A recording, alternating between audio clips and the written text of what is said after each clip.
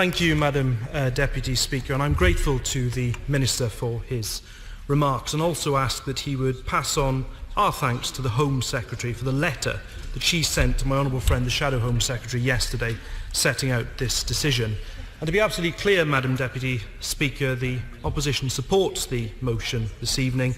and the decision to prescribe the 4 groups that the Minister has mentioned and the deprescription of HIG. Any government's first duty is to protect the public, and we on this side certainly do appreciate the difficult balance that has to be struck when considering the application of the test that is in Section 3 of the Terrorism Act of 2000. I want to turn specifically, first of all, to the 4 groups that are to be prescribed, and we certainly hope that that decision will assist in tackling terror activity and also send a powerful signal from this House of condemnation of the activities of these groups. I would, however, Madam Deputy Speaker, just make 3 observations. I hope the Minister will take them in the constructive spirit in which they are intended. Firstly, public confidence in this process is obviously very important, and whilst I of course appreciate that some matters have to remain confidential for reasons of national security, to the extent that it is possible, transparency is important. The Minister will be aware that the former independent reviewer of the terror legislation, David Anderson QC, made various suggestions in successive reports, including, when considering these matters, looking at the cohesion and capability of organisations. And I do think it would be useful if the government could respond in due course to David Anderson QC's 2016 report and suggestions that have been made therein. Secondly, and it relates to the point that was made actually by my honourable friend, that of course prescription is only part of the measures that are actually available, and our ability to tackle terrorism at whatever level and wherever it comes from does depend on proper resources, proper resourcing of counter-terrorist policing,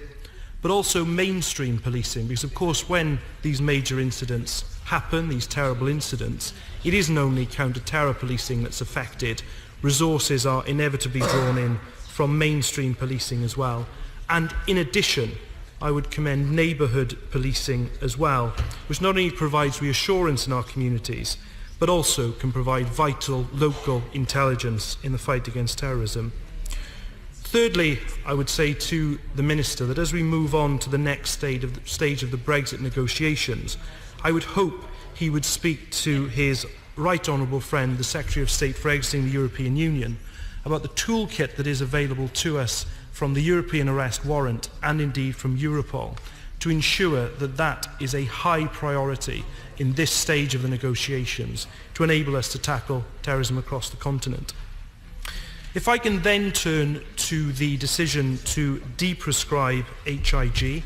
of course, as the Minister has set out, deprescription is in some cases appropriate. Where it is appropriate, it should be promptly dealt with when the statutory test is no longer met. Again, though, I would just simply commend to the Minister as much transparency as possible on this decision. As recently as June of this year, a House of Commons library briefing stated that HIG was believed to have some UK-based supporters, and there were indications that HIG had conducted attacks upon Afghan and indeed Western targets. Some clarity as to when the application to deprescribe was made, when the statutory test ceased to be met, and that this situation will be kept under review would all, I think, be reassuring to honourable and right honourable members across the House. Above all, I think, Madam Deputy Speaker, our counter-terror policy needs to be very carefully thought out and needs, above everything else, to be effective. The incidents that we've had this year at Westminster Bridge, at London Bridge, at Finsbury Park, at Parsons Green, and indeed at the Ariana Grande concert in Manchester are a reminder of the terrible threat that these callous acts cause to our society.